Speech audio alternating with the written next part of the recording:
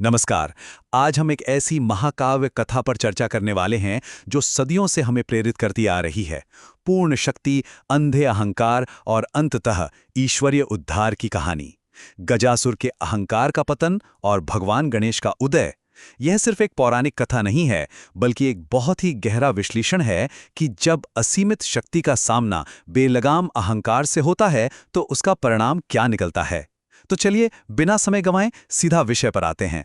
इस महाकाव्य को हम कुछ प्रमुख अध्यायों के माध्यम से समझने वाले हैं। सबसे पहले हम जानेंगे शिव जी के उस अमोघ वरदान के बारे में। फिर देखेंगे कि कैसे उस वरदान ने गजासुर के भीतर अंधा अहंकार भर दिया।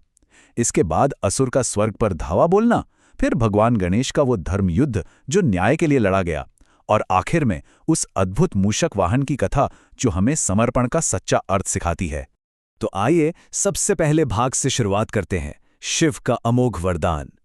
इस पूरी कहानी की शुरुआत होती है ब्रह्मांड के सबसे शक्तिशाली देव भगवान शिव और घोर तपस्या में लीन एक असुर से।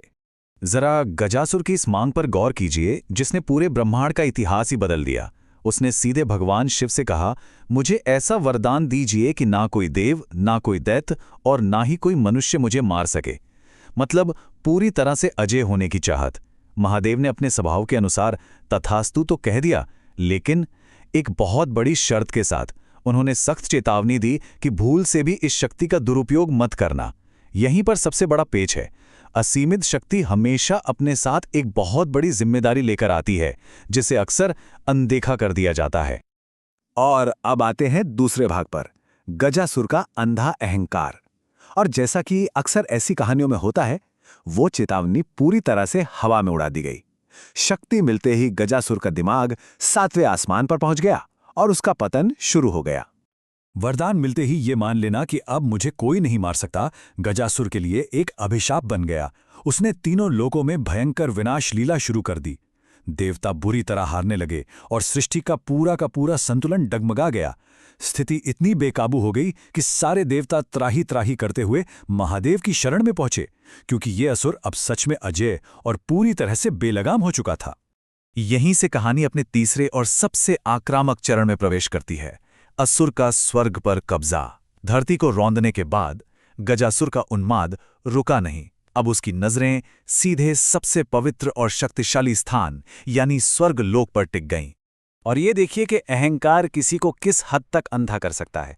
गजासुर ने सीधे स्वर्ग के राजा इंद्र को ललकारा। वो इंद्र के सबसे शक्तिशाली अस्त्र वज्र का मजाक उड़ाते हुए उसे सिर्फ एक खिलौना कह रहा है। उसने देवताओं के क्षत्रिय धर्म को तमाशा बताकर उनका घोर अपमान किया। ये सिर्फ एक सामान्य युद्ध नहीं था, ये देवताओं के सम्मान को बुरी तरह कुचलने का एक क्रूर प्रयास था। अपमान का ये सिलसिला यही नहीं थमा। गजासुर ने अग्निदेव की तरफ मुड़कर कहा कि उनकी ज्वाला बुझ चुकी है और उन्हें कोई नहीं बचा सकता। उसने खुलेआम घोषणा कर दी कि स्वर्ग अब उसकी निजी संपत्ति है। ये हमें बिल्कुल साफ दिखाता है कि जब शक्ति के साथ विनम्रता नहीं होती ना, तो वो सीधे पागलपन की तरफ ले जाती है। गजासुर ये पूरी तरह भूल चुका था कि ब्रह्मांड में अहंकार की उम्र बहुत ही छोटी होती है। और फिर आता है हमारा चौथा अध्याय, भगवान गणेश का धर्मयुद्ध। जब स्वर्ग में ये सब तमाशा चल रहा था, महादेव शांत होकर सब देख रहे थे। उन्हें अपनी वो चेतावनी याद थी जिसे गजासुर भुला बैठा था। इस आतंक को हमेशा के लिए खत्म करने के लिए शिवजी ने अपने पुत्र भगवान गणेश को रणभूमि में भेजा। अब इन दोनों शक्तियों की तुलना करना बहुत दिलचस्प है। एक तरफ है गजासुर की विशाल शारीरिक अजेयता, जिसे कोई देव, दानव या मानव नहीं हरा सकता, और दूसरी तरफ है भगवान गणेश, जो धर्म और न्याय के रक्षक हैं और जिनकी दिव्य बुद्धि के आगे कोई वरदान नहीं टिकता।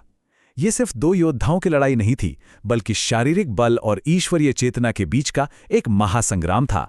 तो यहाँ सबसे महत्वपूर्ण बात समझने वाली ये है कि बुराई चाहे खुद को कितना भी सुरक्षित क्यों ना समझे, ब्रह्मांडीय न्याय अपना रास्ता निकाल ही लेता है। भगवान गणेश ने गजासुर को एकदम साफ कर दिया कि शिव के वरदान ने सिर्फ उसकी जान बचाई है, लेकिन इस विनाश और वज्र के अपमान का अंतिम उत्तर तो धर्म ही देगा। सत्य और धर्म की शक्ति किसी भी अहंकार से हमेशा बड़ी होती है। और अंततः युद्ध का परिणाम वही हुआ जो धर्म के पक्ष में होना था। गजासुर के अजेय होने का गुब्बारा फूट गया। अब हम इस महाकाव्य के सबसे भावुक और अहम हिस्से में प्रवेश करते हैं, भाग 5 मूषक वाहन की कथा। चलिए देखते हैं कि ये पूरी कहानी कैसे एक चक्र पूरा करती है। ये गजासुर के पूरे मनोवैज्ञानिक परिवर्तन को दर्शाता है। शुरुआत हुई वरदान मिलने से, जो भयंकर अहंकार और विनाश में बदल गया। फिर आई करारी पराजय, लेकिन इस हार ने उसे क्रोध से नहीं भरा, बल्कि उसे आत्मज्ञान दिया। एक खूंखार अत्याचारी असुर का सारा घमंड चूर चूर हो गया और उसने हमेशा के लिए समर्पण और सेवा का रास्ता चुन लिया। और ध्यान दीजिए, ये कोई मामूली आत्मसमर्पण नहीं था। इसके चरणों को जरा समझिए। सबसे पहले उसने अपने अंधे अहंकार के लिए सच्चे मन से क्षमा मांगी। फिर अपने घमंड को जड़ से उखाड़ फेंका। सबसे हैरान करने वाली बात तो यह है कि उस विशालकाय अजय असुर ने जीवन भर भगवान की सेवा करने के लिए एक छोटे से मूषक यानी चूहे का रूप मांगने की विनती की। ये इस बात का प्रतीक था कि वो अपने उस विशाल अहंकार को हमेशा के लिए समेटकर एक छोटे से जीव में बदल रहा है, ताकि वो कभी दोबारा सिर न उठा सके। यह भगवान गणेश की अपार करुणा देखिए। उन्होंने उसे कोई मृत्युदंड नहीं दिया। जब गणेश जी ने देखा कि असुर का अहंकार पूरी तरह से खत्म हो चुका है, तो उन्होंने उसे अपने वाहन के रूप में स्वीकार कर लिया। उनके ये शब्द उनकी ईश्वरीय दया को दर्शाते हैं। उन्होंने मुस्कुराते हुए अपने इस नए वाहन को चुनौती दी, चलो मुझे दौड़ाकर ले चलो, मैं भी तो देखूं तुम कितनी तेज जा सकते हो। सोचिए, इतने बड़े संघर्ष का कितना सुंदर और शांतिपूर्ण समाधान। इस पूरी चर्चा के अंत में ये कहानी हमारे लिए एक बहुत ही गहरा सवाल छोड़ जाती है। गजासुर की सबसे बड़ी जीत उसकी हार में ही छिपी थी, अपने खुद के अहंकार पर जीत। ये सोचने पर मजबूर करता है, क्या शक्ति का असली मतलब सिर्फ दूसरों पर नियंत्रण करना है, या फिर उच्च आदर्शों के प्रति सच्चा समर्पण? ये एक ऐसा सवाल है जिस पर हम सबको गहराई से विचार करना चाहिए। इस विश्लेषण के माध्यम से इस प्राचीन कथा को एक नए नजरिए से देखने के इस सफर में हमारे साथ जुड़ने के लिए आपका बहुत बहुत धन्यवाद।